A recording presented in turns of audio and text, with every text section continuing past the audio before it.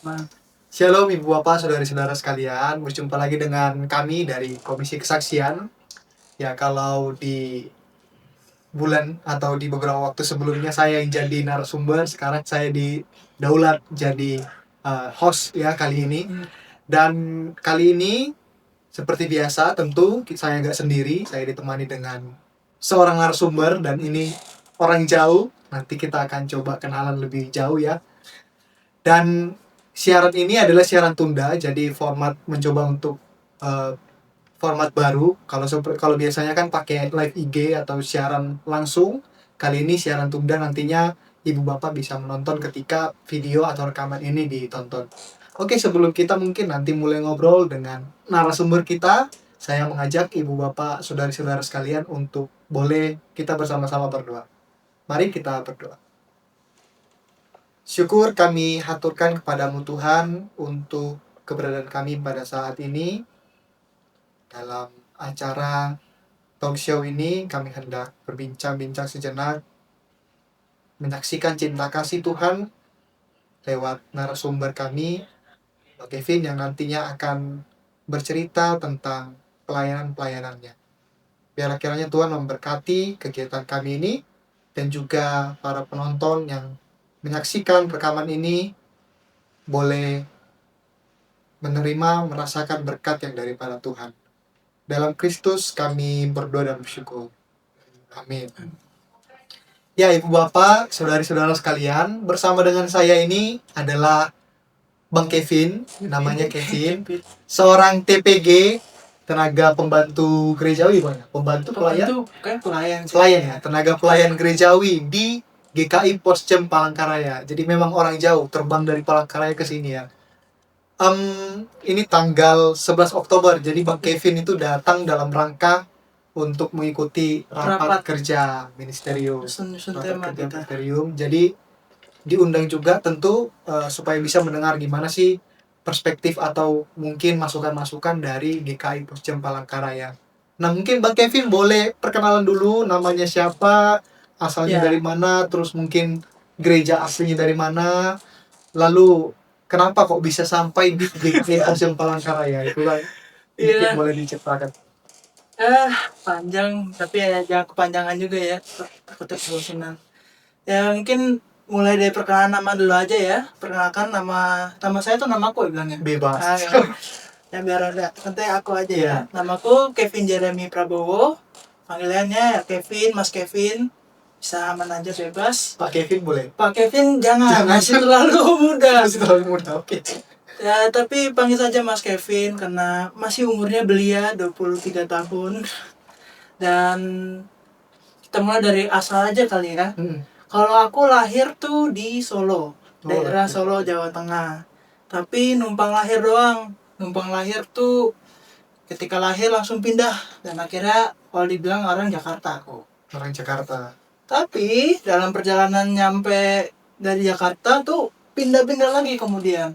Jakarta, kemudian ke Jati Asih, kemudian ke Cikampek, Purwakarta, Bekasi akhirnya SMA, lalu kuliah di Jogja.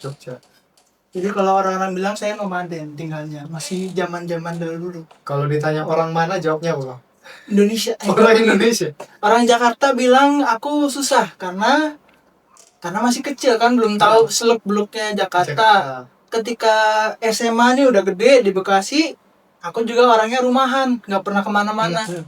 Atau ke sekolah, ke apartemen, ke tempat les, udah itu aja lokasinya, nggak pernah kemana-mana lagi.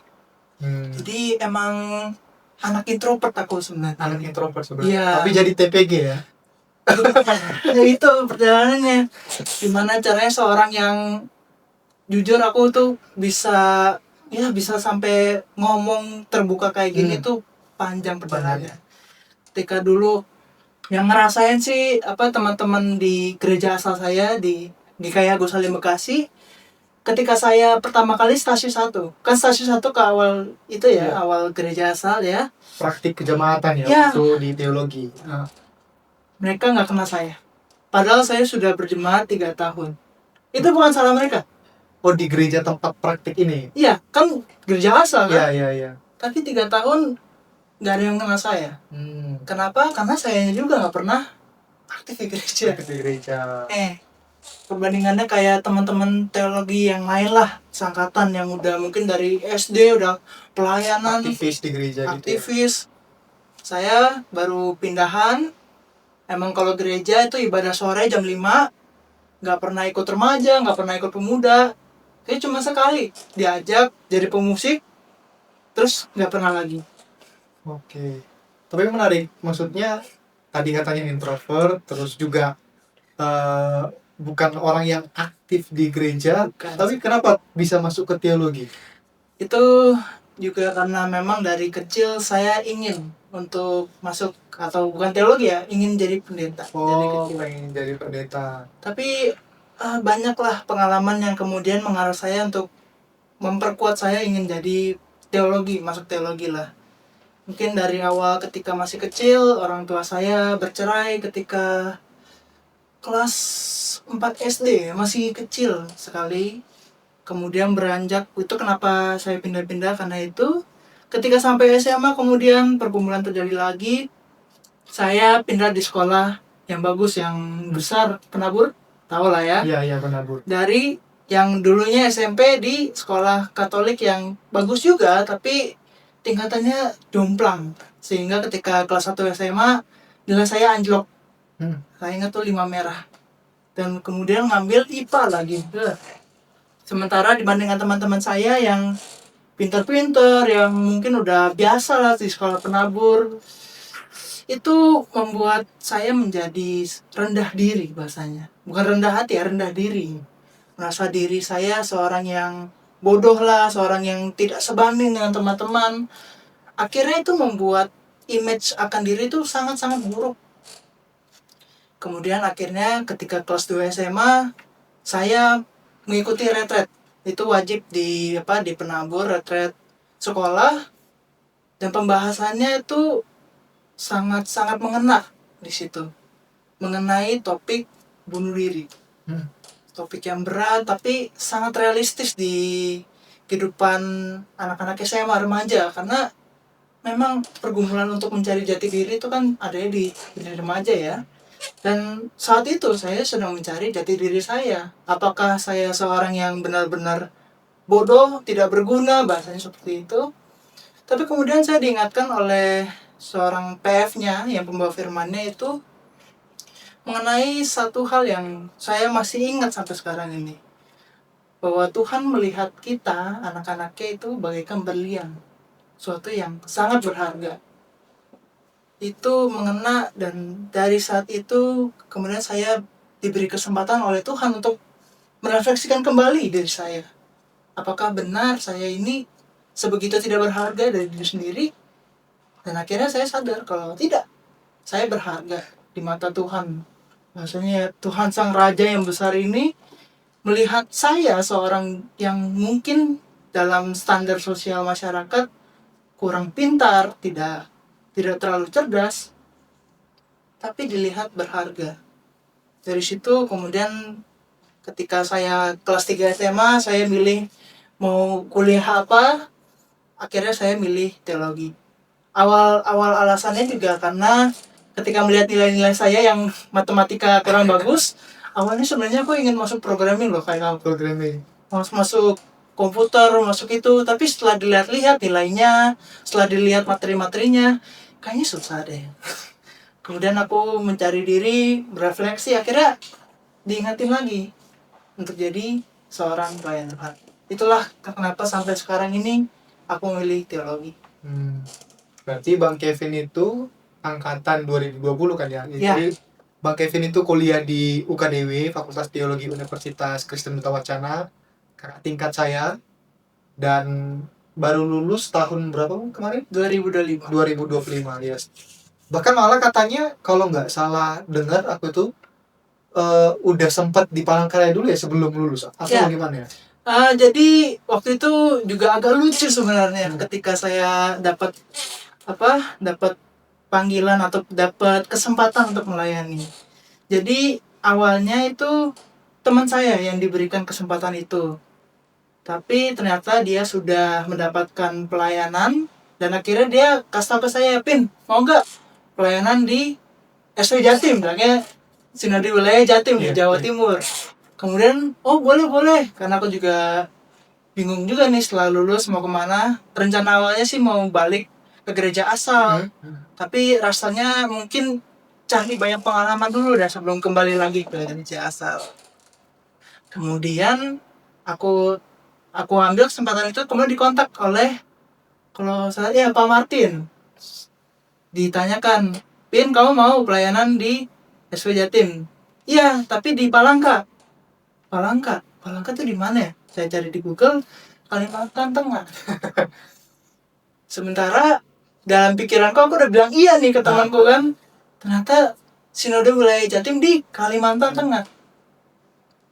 Karena merasa aku udah bilang iya, tapi rasanya nggak enak juga sih kalau nggak bilang enggak. Iya, iya. Akhirnya, boleh Pak, ya.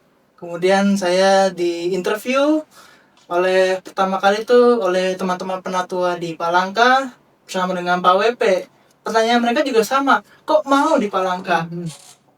Kemudian saya membahasakannya dengan baik lah. Saya kan punya pengalaman pindah-pindah ya dari kecil. Oke. Itu kenapa saya berani mau milih Palangka, karena saya juga pede, pengen, emang suka pindah-pindah juga, emang pengalaman lah, jadi aman aja kayaknya. Setelah interview selesai, saya termenung. Beneran nih di Palangka nih. Jadi selama Natal saya kan balik ke keluarga kan Di di Jakarta. ya. Itu dalam ketika ngumpul-ngumpul, ketika itu hati saya itu agak berat sebenarnya. Karena tentu kan meninggalkan mereka semua kan. Yang ketika kuliah aja mungkin nggak terlalu sering juga ketemu, paling pas Natal. Tapi ketika misalkan ketika sudah di Palangka, ya kemungkinan besar lagi makin lama lagi makin jauh lagi pula kan. Dan itu begitu berat sampai memang waktu itu sempat di malam hari itu aku berdoa pada Tuhan, aku menangis, benerankah aku di Palangka nih Tuhan, bisakah aku bisa sampai di Palangka? Dan aku mengingat lagi kan pengalaman ketika fase 1 yang kurang bisa berbicara, ngajak ngobrol. Itu kalau misalkan aku diajak ngobrol sama mentorku di Agus Salim Bekasi itu agak canggung karena aku sendiri masih sangat-sangat introvert orangnya. Susah untuk diajak bicara, untuk nyapa, untuk bahkan melihat mata ke mata itu suatu yang sangat sulit. Aku masih mungkin melihat ke atas, ya masih kebiasaan-kebiasaan seorang yang tidak expert dalam hal berkomunikasi. Ini juga masih belajar sebenarnya. Tapi kemudian akhirnya sampailah di Kota Palangka, disambut dengan hangat oleh teman-teman penatua, dan aku juga menceritakan bagaimana aku di sini juga ingin belajar. Sementara yang di Palangka juga sedang belajar juga kan menjadi gereja. Iya. Sehingga menjadi sebuah relasi yang unik. Akhirnya mereka menerima saya dan saya juga menerima mereka. Kami akhirnya menerima bahwa kita semuanya lagi belajar. Sehingga dinamika di Palangka itu unik sebenarnya. Ini mungkin masuk ke segmen selanjutnya. Apa sih yang unik di GKI Posting Palangka ya? Sebelum kesana, tadi kan Bang Gavin sempat bilang kalau waktu kecil itu pindah-pindah. Itu pindah-pindah, pernah nggak keluar Pulau Jawa, ke Kalimantan atau belum. Pernah ya? Itu kan masih daerah-daerah Masih Jabar lah. Daerah Jawa. Iya. Oke. Kalau gitu apa nih yang jadi mungkin semacam ekspektasi waktu aku bakalan ke Palangka? Terus juga kan ke jemaat yang tadi jemaat kecil, bukan jemaat yang katakanlah gereja yang besar gitu, pos jem lagi, pos jemaat. Terus apa kira-kira ekspektasinya waktu akan datang ke sana, atau mungkin ketakutannya kalau misalkan datang ke sana? Kalau tadi kan ketakutan dari dalam diri itu misalnya karena takut jauh dari orang tua kan. Nah, ketakutan yang kalau tiba di sana itu apa? Ekspektasinya, ketakutannya apa? Waktu pertama kali ya bakalan datang ke sana. Nah, aku dengar kan pertama kali Palangkaraya, Kalimantan Tengah. Pikiran Kalimantan Tengah orang biasa apa? Hutan. Ada banyak ya cerita-cerita lucu ya, nanti ada buaya di sana. Nanti kemana-mana transportasinya pakai kuyang. Oh, oke, baik Uyang. Tempat Jokes-jokesnya. tempat buang bayi setan bukan Iya. gitu ya? Ada yang gitu. Seperti itulah. Dan aku juga dikasih tahu juga, kamu kalau misalkan masuk ke jemaat, misalkan disuguhin sesuatu, Iya, gak boleh nolak. nggak boleh luar. Nanti ya ada istilahnya, aku lupa namanya. Aku catat di sini itu. Pokoknya kalau Oh, sampai disuguhin dicatat ya? sesuatu, Sampai jangan dicatat. tolak. Nanti ada suatu hal buruk yang terjadi lah. Oke. Sampai seperti itu. Hal-hal yang kan stigma orang luar ya. Hmm. Nggak tahu apa-apa.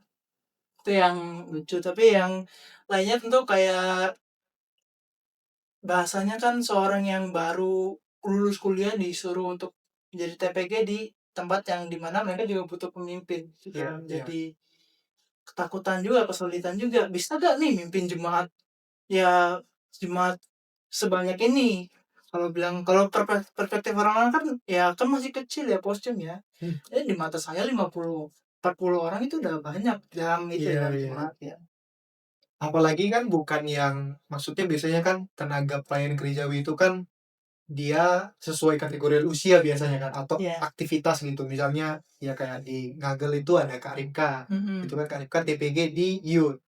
Nah, sementara kan Bang Kevin ini konteksnya bukan hanya di youth tapi di semua usia gitu ya. Semua aktivitas pelayanan di pos jemaat Palangkaraya. Nah, kira-kira dari pengalaman-pengalaman Bang Kevin sebelumnya mungkin pernah beraktivitas, pernah melayani atau praktik di gereja-gereja lain yang bukan pos jemaat.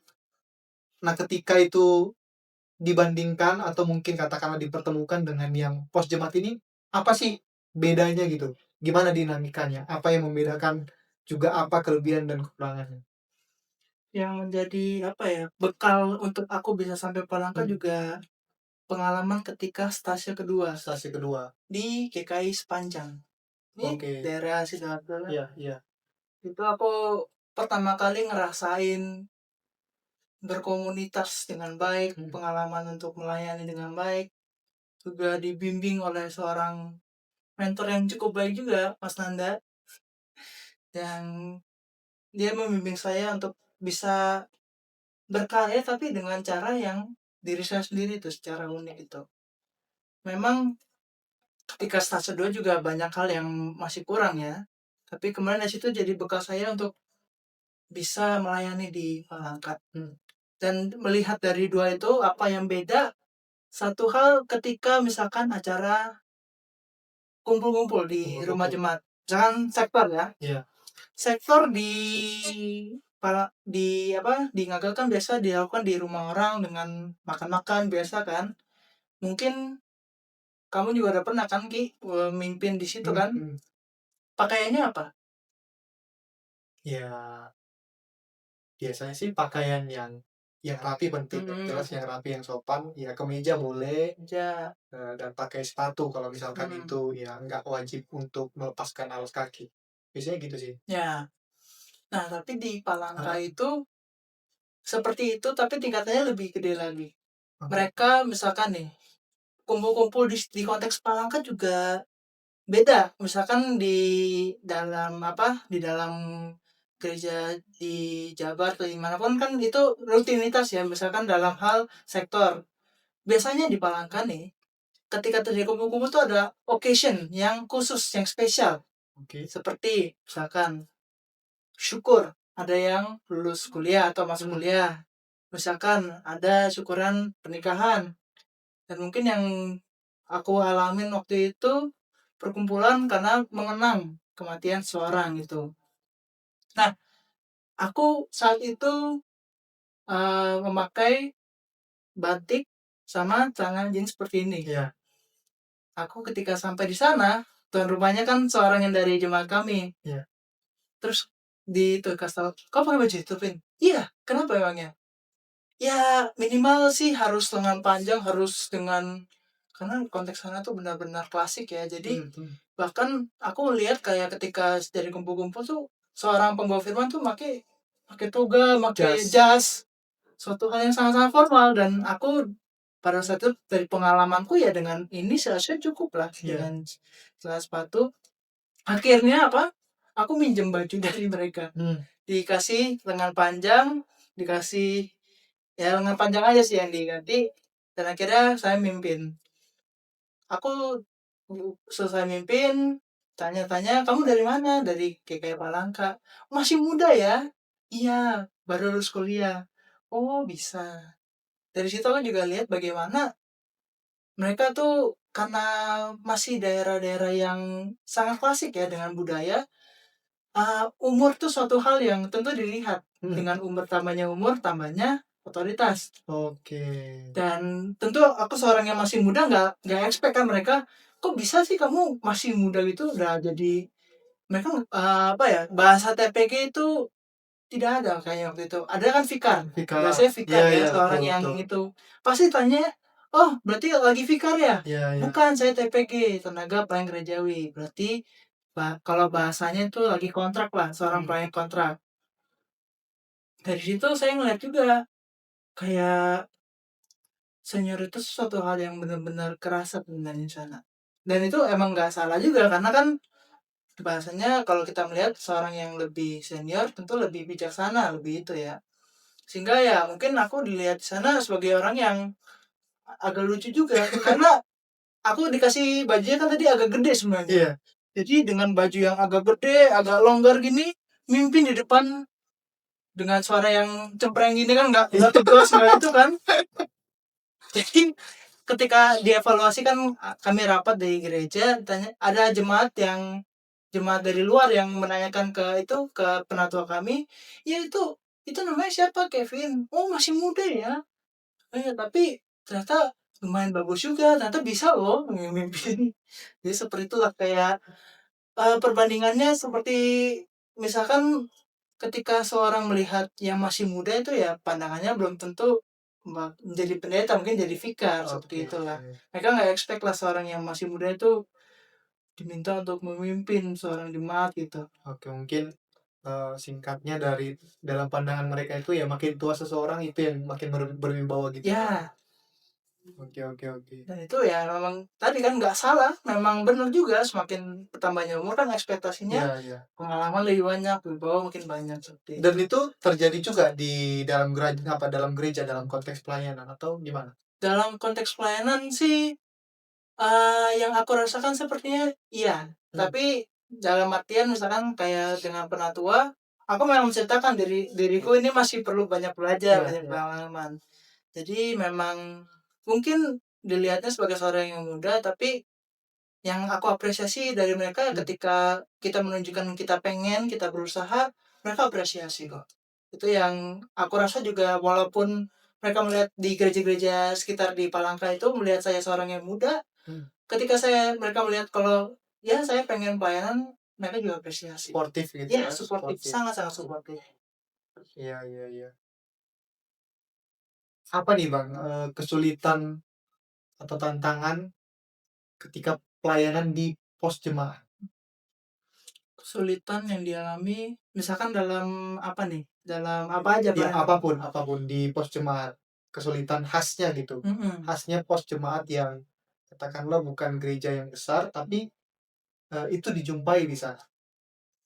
Kami tentu kan yang diikuti ketika gereja itu masih kecil atau masih Iya, kurang banyak iya. orangnya adalah eh, daya manusianya, human resource-nya. Sumber daya Sumber manusia. daya manusianya itu yang menjadi ya bukan apa ya, memang membatasi tapi kita melihatnya sebagai kita dapat lihat sebagai sebuah Iya, keunikan iya, juga kan. iya. Ya itu ya ketika misalkan pemusik pemusik itu kami yang pada saat itu sebelum ada saya, mereka ya kemudian menyewa dari gereja-gereja lain. Oke. Gereja-gereja dari pemusik-pemusik dari gereja lain kami sewa. Tapi ketika ada saya, akhirnya tetap aja rotasinya tuh 2 orang dari pemusik gereja luar dan 2 orang dari dalam. Iya.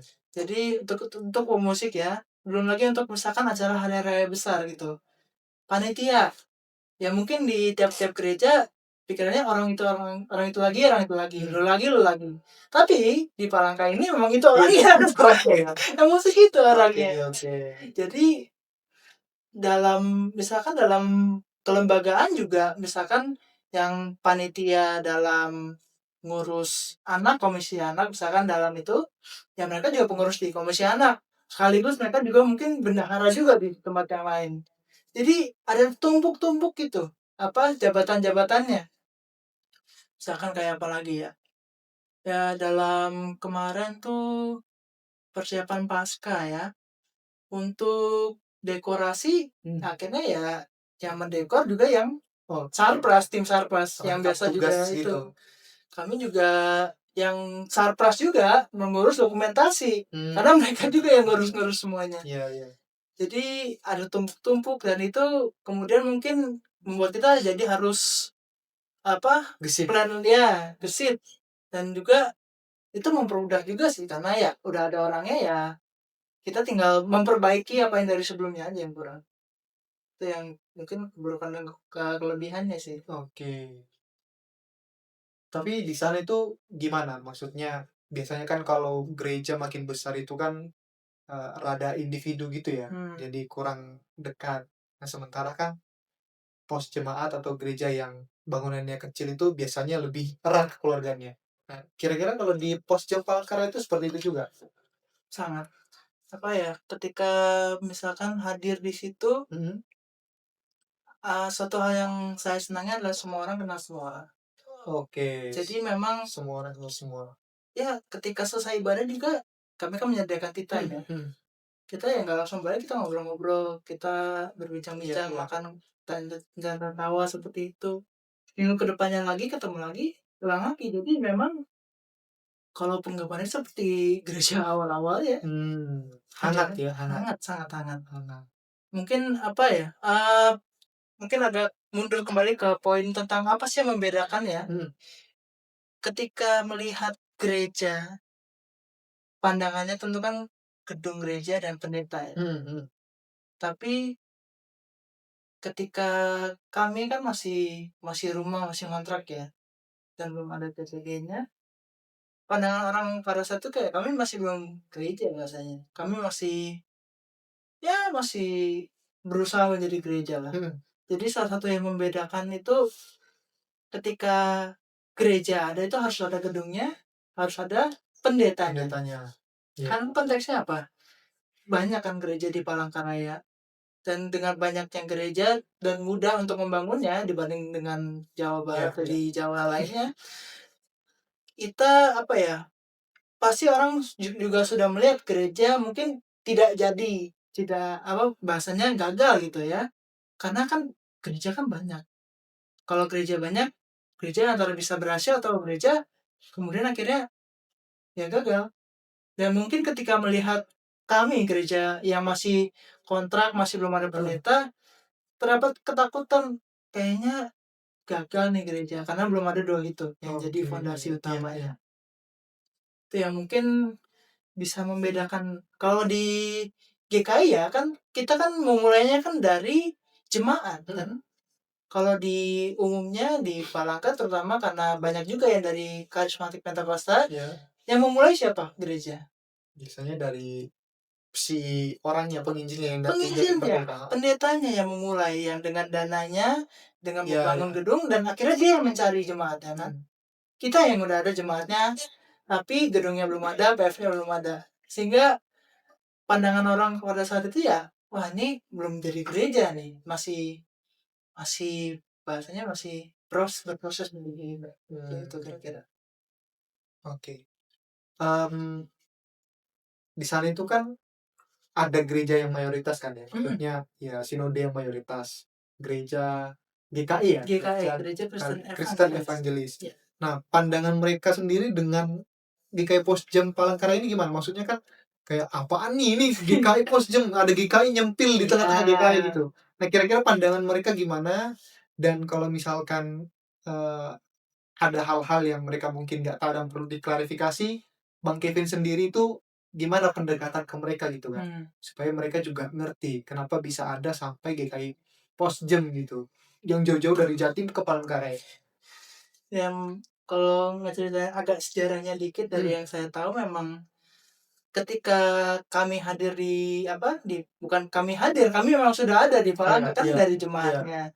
Tapi ya mungkin teman-teman di kita ya melihat ada gereja asing hadir di itu. Dan memang ketika awalnya itu sempat kami ya mungkin bukan ditolak ya atau mungkin ditolak, dan tapi dalam prosesnya kami menjelaskan bahwa ya kami hadir sebagai gereja yang tidak berusaha untuk mengambil Ya, jemaat orang mancing lain, di kolam orang mancing lain. orang lain ya. Oke. Apalagi pandangannya kan gereja dari kota Jawa, Oke, dari yang ya, ya. pulau besar. Oh, ini ekspansi nih gitu ya. Iya, Menjajah nih. tapi bukan. Bukan ya? Nah, Kami hadir karena kami ada ada kerinduan untuk iya, iya, hadir iya. dari jemaatnya yang ingin komunitas yang mungkin dirasakan ketika mereka di Surabaya bisa ada di Palangka. Hmm. Ya, pendekatannya bagaimana? Gereja dari GKI sudah melakukan banyak diskusi, sudah bertahun-tahun semenjak awal ada Postim Palangka Oh, ada. gitu ya? Dari 2013 tuh udah banyak diskusi lah dari pendeta-pendeta GKI yang Hah? dari Jawa ke Banjar biasanya. Karena Oh, iya. kalau saya tidak salah mungkin headquarternya di Banjar ya, Hmm. yang sinodenya. Kantor Tapi sinodenya maksudnya. Hah? iya, tapi kan banyak mungkin yang pusatnya di Banjar. Iya, iya. Mereka melakukan diskusi-diskusi, bimbingan, penjelasan.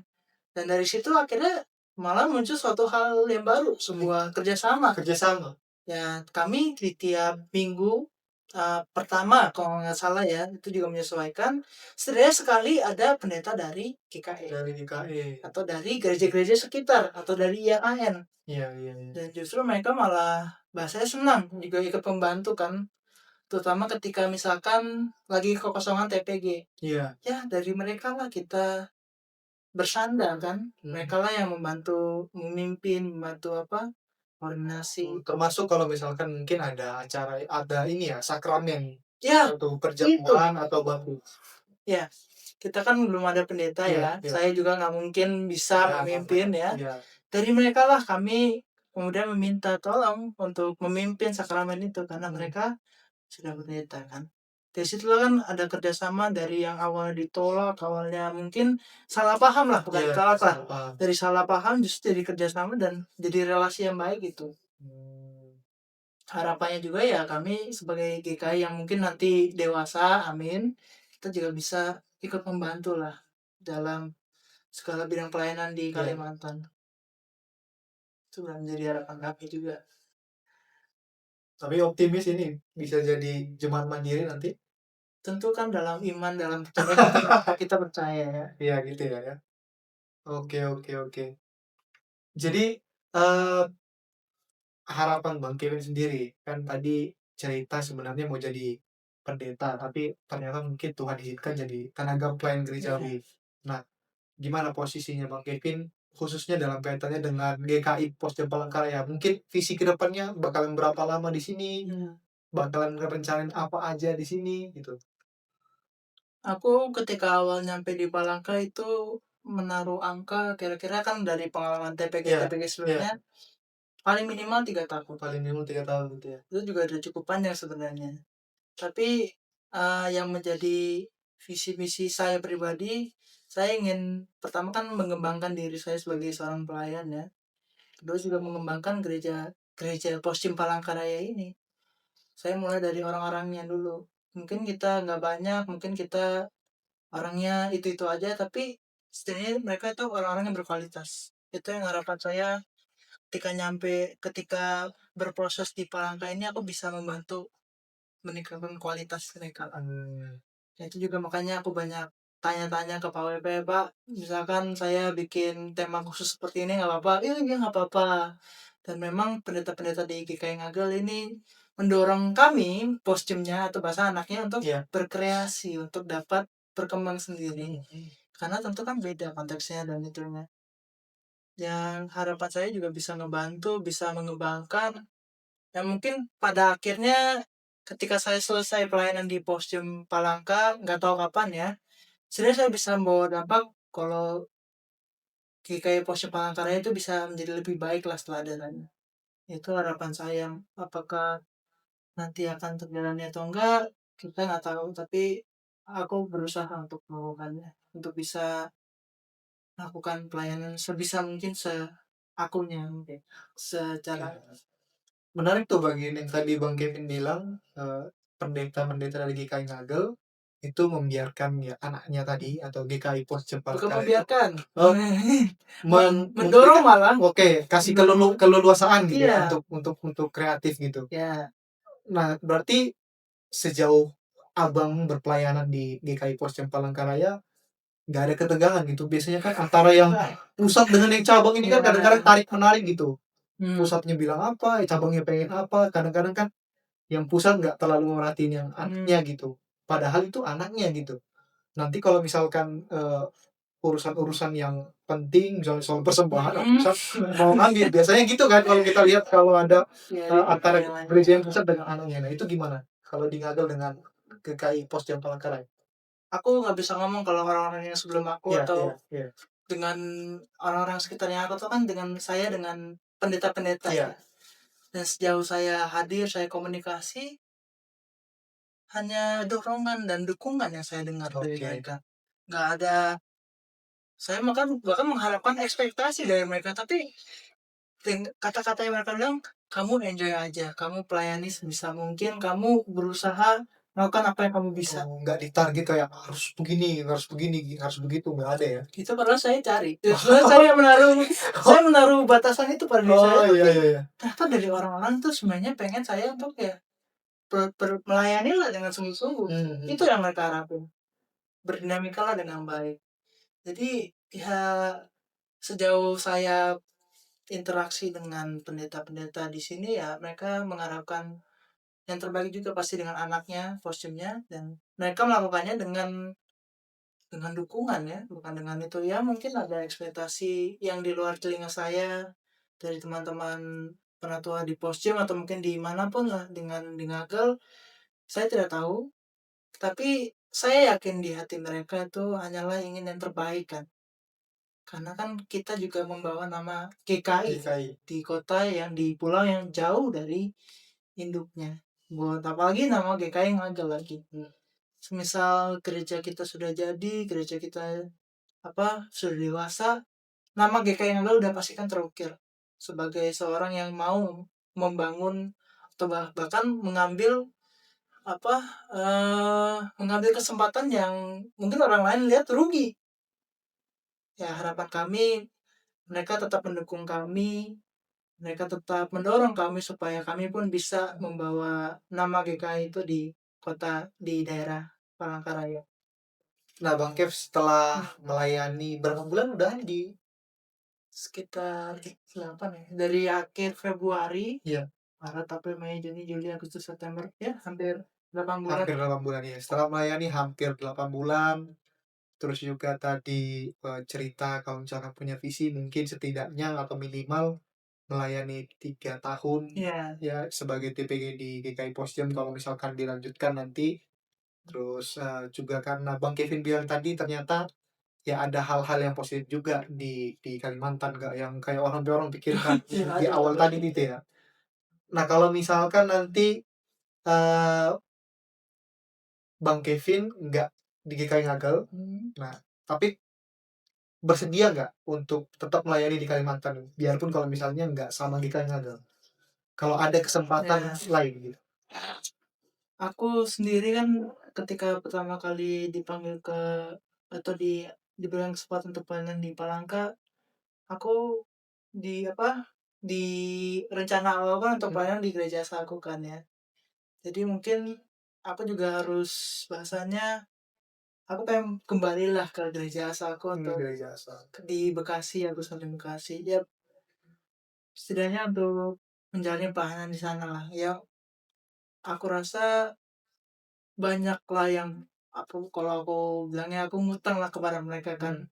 Aku yang sudah dibimbing, aku CD dewasa kan di Agus Salim Bekasi, setidaknya aku bisa kembali lagi ke sana untuk ya, membagikan apa yang sudah aku pelajari lah selama aku melayani untuk perkembangan pelayanan yang masih terbilang sedikit, tapi tentu aku mau balik ke Bekasi lagi mungkin setelah itu. Oke.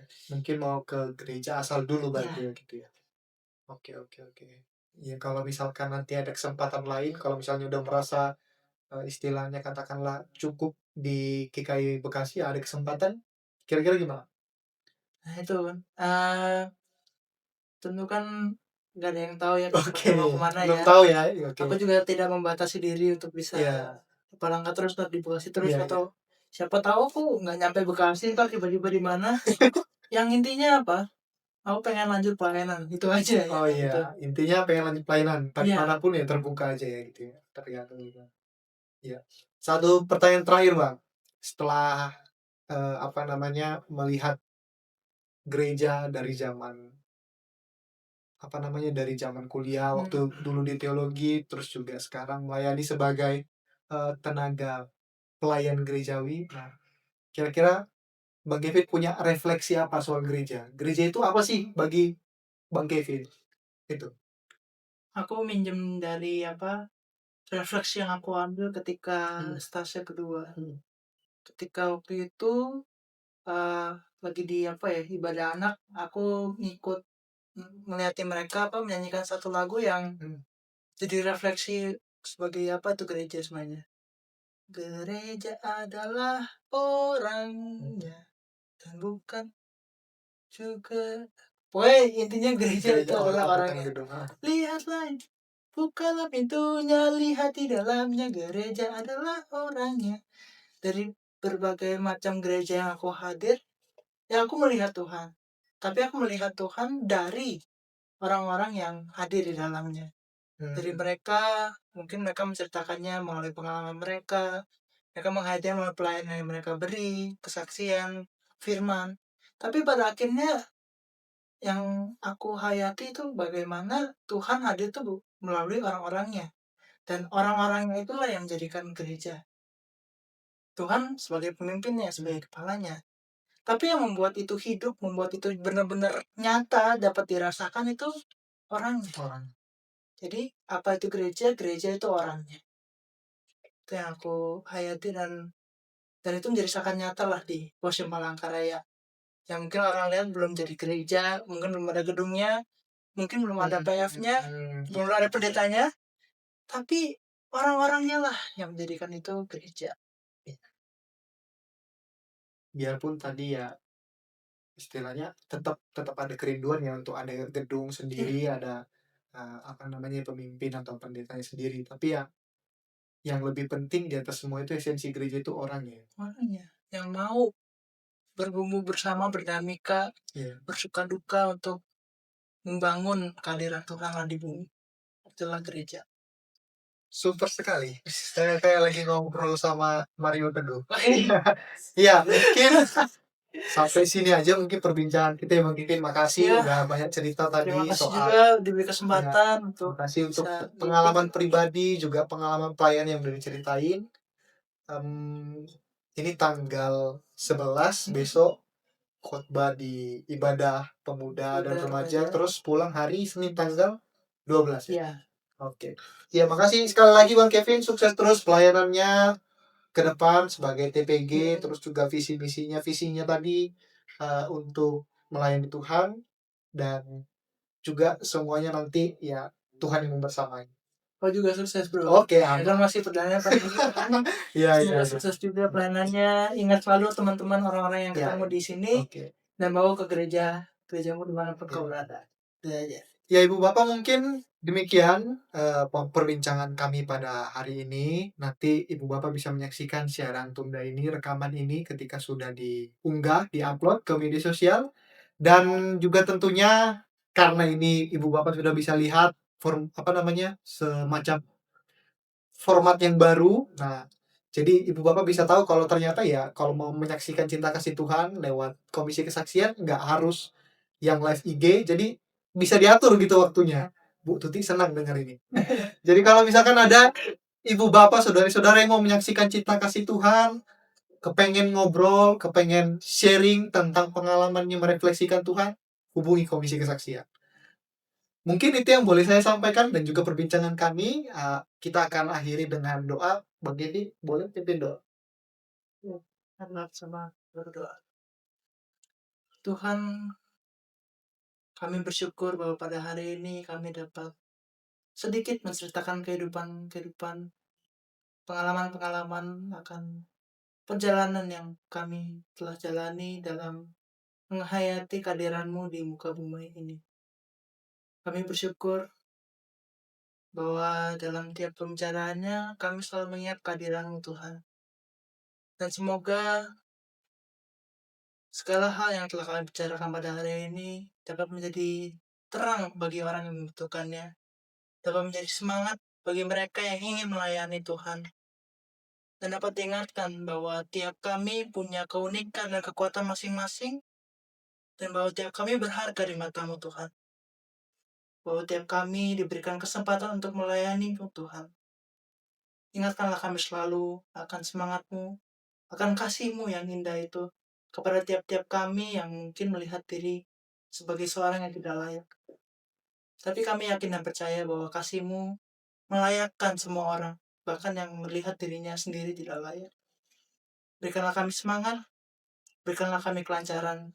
Berkatilah gereja-Mu, gereja di Palangka, di Ngagel. Berkati agar mereka dapat bersemangat senantiasa untuk menghadirkan hadirat-Mu di muka bumi ini, dan menjadikan gereja sebagai komunitas di mana orang-orang dapat menghayati kehadiran. Kami bersyukur dan kami berdoa. Amin.